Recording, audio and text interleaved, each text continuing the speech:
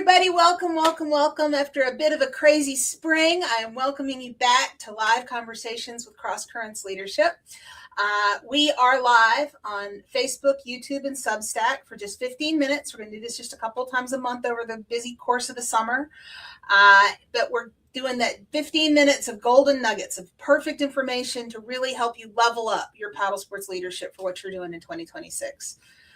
Tonight, I'm excited to welcome back a repeat offender and a repeat guest, my friend Scott Szczepaniak. Scott is a recreational boating specialist with the U.S. Coast Guard. He's also an ACA instructor trainer. And this spring, we had the pleasure of working together on the spring auxiliary training, the national training event for the paddlecraft safety division from the Coast Guard Auxiliary, which gives us much fodder for conversation tonight. Thank you so much for joining me, Scott. So excited to be here. Looking forward to it. You know, this is near and dear to my heart. Absolutely, absolutely. And I love your Mustang Survival inflatable life jacket. Thank you for representing the cause. Well, we have a policy in the Southeast Coast Guard District. If our active duty teams, our auxiliary teams, if the recreational boating program specialist is talking to the public about recreational boating safety, if it's possible, rock an inflatable life jacket. A lot of folks don't know about them, especially down here in our hot climate in the Southeast, Puerto Rico and the Virgin Island. They're a great alternative to consider. Everything's got its pros and cons, but I think we really need to get the word out as a community, so we're all educated about inflatable PFDs. I love it. I love it. And I had Lily Colby on this program earlier this spring to give us more insight. So if you're interested, go back and watch that 15-minute episode and you can get a bunch of questions answered all in one fell swoop. Tonight, I really want to dig in because we did something unusual during the auxiliary training event in Charleston, Scott, and we really employed some pretty significant and sophisticated communication strategies around this event. It was a training event for 50 people. We had roughly 15, instructors or volunteers or other folks supporting the event. And it would have been very easy for the effect of this event to be limited to those 65 people and what they took away from it. But instead, we were able to put together a campaign of resources that lasted multiple weeks and went nationwide. I got several million more sets of eyeballs on the kinds of boating safety messages, in this case, that we were putting out there. But I think any paddle sports event could do the same thing in terms of enhancing their brand messaging, enhancing awareness around their training or trips that they offer. Any school, any paddling club, any brand, any retailer could do the same thing. You could leverage the effort going into an event to develop a campaign. What was your experience of us being able to put a little volunteer team on top of the effort already put together to put this event together to expand that reach? Oh, so many things. Well, first of all, we couldn't have done it without a dedicated team. I always think I'm going to have my iPhone out as I'm an instructor and take some videos and take some pictures and then go back to the desk and post them up. And we're too distracted in the field with doing the main job. But as you said, that public affairs team that knows what they're doing. We were thrilled to have you work for the team pro bono. You put weeks of time in ahead of the event, forming partnerships, and that's the only way it works is with the partnerships. During the event, you were on the spot with coordinating your volunteers and getting what you needed to support the media's teams, and then afterwards. You put weeks more into doing the follow-up, and whoever you get, maybe it's Andrea, maybe it's somebody else, they need to know what they're doing. They need to put the work in. They need to have a strategic plan, and Andrea can give them some advice on how to be a stern taskmaster when you need a stern taskmaster. Well, it's really just about making sure that if you've got that many volunteers and instructors and people working together on an event of that caliber, that you maximize what you can get out of it. You don't sell the team short by not leveraging those photos and those videos to get more eyeballs on the message. So it's the results, I think, that fuel us. Yes. So I want to kind of go through some of the layers to the strategy. And obviously, if you guys out there in the audience would like some help with your event, give me a call. I can consult by the hour. You could hire me for your event. But here's some of the strategies that we employed that you could also use for your training and programs. The first thing is have a volunteer there whose only job is to tell the story, to document what's happening. Have somebody there that's taking photos and taking videos, maybe getting some testimonials on their little iPhone. Do it, but their only job, they're not distracted by putting the meals together or running boats around or having to teach people. That their job is to tell the story. And I think, Scott, as you said, I think you found that to be a valuable division of labor. Yes, and boy, I've always thought about it as photographers and videographers and reporters. Their job is storytellers, and that's, I'm going to look at it a whole lot differently. We're not looking for a volunteer photographer or a volunteer journalist. We're looking for volunteer storytellers. Yeah, because that story can take a lot of forms. What we also did, because we had a 4-day event plus dinner, and all these folks involved who were fairly distracted with what they needed to accomplish during the week, so we didn't get a lot of their attention, but we might get 10 minutes sometime in the course of the week, right? So we took advantage of that opportunity to get some social media content. And in this case, it was happening just before Safe Boating Week. So we got some little short 1-minute Safe Boating Week messages that we could put on social media. But there's a lot of ways, depending on what organization you have, what kind of messaging you have a strategy for, you could use that 10 minutes with your principals at an event to capture a social media message. I mean, Scott, what kinds of things did you observe out of those messages that we put together? Well, I might be jumping ahead, but you've got the great focused messages, not too much information. More often than not, boy, wear a life jacket. But then, and you'll probably get into this, like I said, jumping ahead. You can't post them on your personal page and get 3 likes.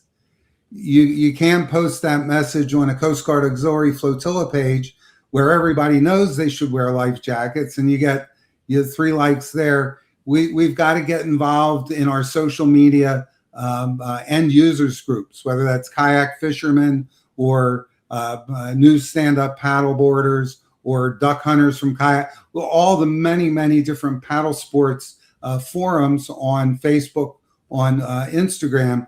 We've got to get there, and that's where we've got to share our message.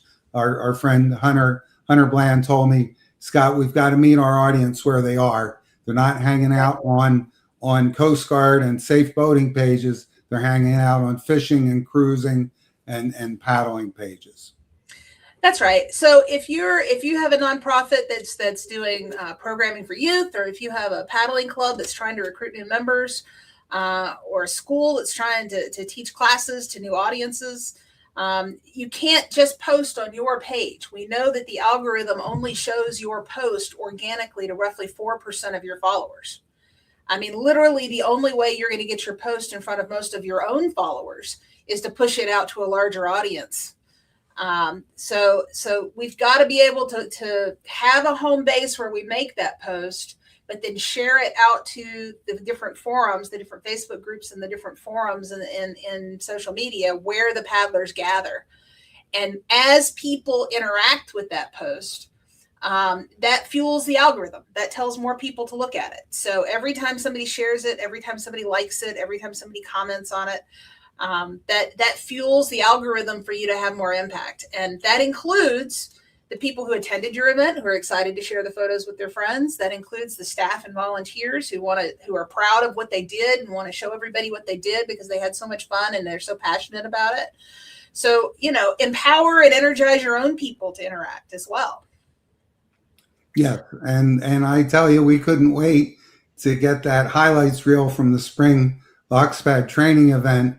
I think one or two of us might have shared it prematurely with our students because we were so excited about it. But boy, they were thrilled that the text group was blowing up. Oh my God, that was great! And did you see Deirdre? She was the star, and AJ was holding the turtle, and so yeah, it's an easy way close to the center to start generating that excitement.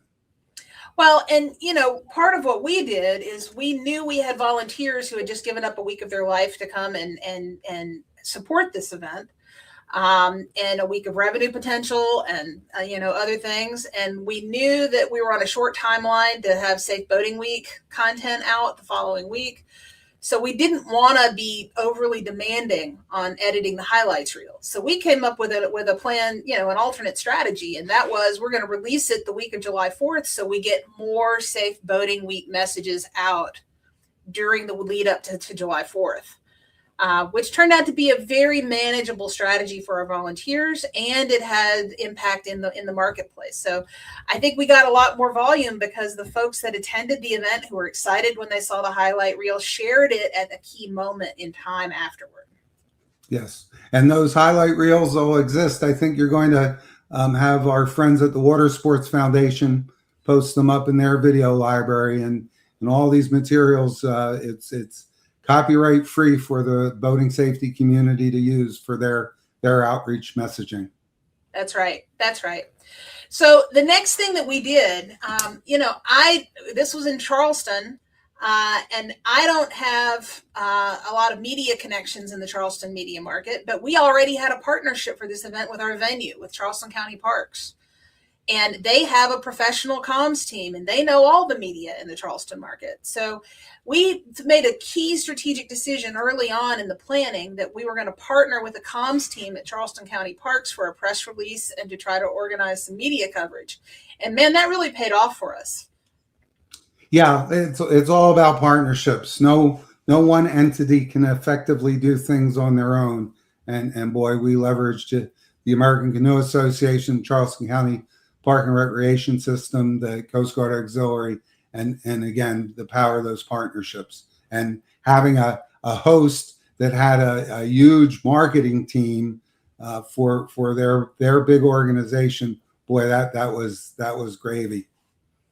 Well, it was. We were able to get coverage from 2 different TV stations, multiple digital and publications that covered our press release. And I think we even got, some enhanced Safe Boating Week coverage the following week because of the conversations we had related to the event. So, those are the kinds of things. If you don't have a communications director for your organization that's already got a media list, but you've got a partnership with the state park where you're working, or a partnership with the county parks where you're holding your programming events, that may be an option. You do obviously have to look at questions of whether or not the event is newsworthy. What's your angle for the press release? And again, this might be something where I can help you, or some of your professional communications director friends can help you. But once you address that, is it newsworthy, and how do you pitch the story? Finding the right partner can really enhance your reach. So the next thing, and we did cover this already, sort of that multiplier effect of at the point where you start posting on social media, and your partners are sharing, and your partners are posting, and you're putting it in different places. That gives you a multiplier effect in the algorithm, so that your organic reach is much more significant. Laura Phillips has a question here in our chat about how do we post to larger groups if we have a small group of friends. I'll tell you, I know that folks have a lot of opinions about which platform they post on. But for the functionality of Facebook groups, Facebook still has a strong marketing component to it, because there's moms groups, there's recreational paddler groups, there's kayak fishing groups. You really can find that audience. And usually, there's somewhere between 2,000 and 10,000 people in each of those Facebook groups. So if you've got an announcement that, clearly we're not, if you're not even aware of how to use those groups for this kind of thing, you're not spamming them. We're not going to spam them. But if you're sending some safety messages or events about messages about programming and opportunities to do trips and opportunities to do classes, if you're sending those sorts of events to these Facebook groups, these community-driven groups, and you're just very mindful of the ethics of not spamming them, right? They usually respond pretty well. And you do have to be careful and mindful and talk through it, and make sure that you're following the rules of the group and all of that sort of thing. But I know, I'm in Georgia. I grew up in Tennessee. In Tennessee, there are literally at any given moment between 40 and 60 Facebook groups for different flavors of kayakers. In Georgia, it's a smaller number, but there's one group that's got 40,000 people in it. And that's where most folks go. And if you just start looking into your different platforms, there are audiences where you can share these messages. And if you're mindful about the way you do it, you can have a tremendous amount of success. And suddenly you can go from a post that has 100 views and 3 likes to a post that's got 10,000 views and 30 engagements. That fuels the algorithm, and it gets your brand, your message, your programming out in front of more people. And Andrea, I know we're running a little late here, but I've got to say a local Facebook community that popped up 3 or 4 years ago, started out inexperienced paddlers, a lot of posts without life jackets, a lot of close calls for not following some very basic safety protocols. We started messaging on that group. Some of them started coming to our trainings, and now we influence that group of people. They're exhibiting safe boating, paddling behaviors. That's right. I want to give a shout out to our volunteers. We could not have done everything that we did without the help of John Wash and Chris Newble, Janina Edwards, William Garvey, and Joyce Pope. Everyone played a critical role on the team, so thank you to all of them. And I just want to leave you with the question. Make sure and think about how you can recruit 1 or 2 volunteers to your event that could take this load off your plate as the organizer or the instructor or the person who's trying to deliver the goods, but they can be your storyteller and they can take charge of the storytelling strategy. Once you do it for one event, you'll get better at doing it for the next event. And with that, I do want to highlight. Well, I want to say, Andrea, that all those volunteers you mentioned, yep, they were fabulous. And we couldn't have pulled together without your excellent leadership. Thank you. Well, thank you. I think everybody played a critical role on the team. It was a true team effort. In the show notes, y'all, so no matter whether you're watching live or watching in the recording, I put links in the show notes that put to the blog article where I detail each of these strategies and how we used it for this event, for the Spring Auxiliary Training. There's also a comprehensive report on the earned media that we got from TV, print, and digital, and as well as the videos that we put together opportunistically for Safe Boating Week. And you could watch our highlights reel, which I, kind of gets me pumped up when I watch it. So I hope everybody else will enjoy it as well. Also, if you haven't yet, make sure that you're signed up on my Substack, on the Cross Currents Leadership Substack. It's a free subscription that gets all of the blog articles and live streams that we do into your email so that you don't run the risk of missing it, being one of the not 4% on my Facebook page that saw the post about a live coming up. Get it sent directly to your email so that you always have access to the recording and you're not missing out on these golden nuggets. Scott, thank you so much for making time tonight. I appreciate you spending your 15 minutes on a Wednesday night with us, and we always have good feedback when we have you on, and I appreciate your time. Oh, it was a privilege. Thank you, ma'am. All right, thanks everybody. Look out for us next time, and have a great 4th of July. Great 4th of July.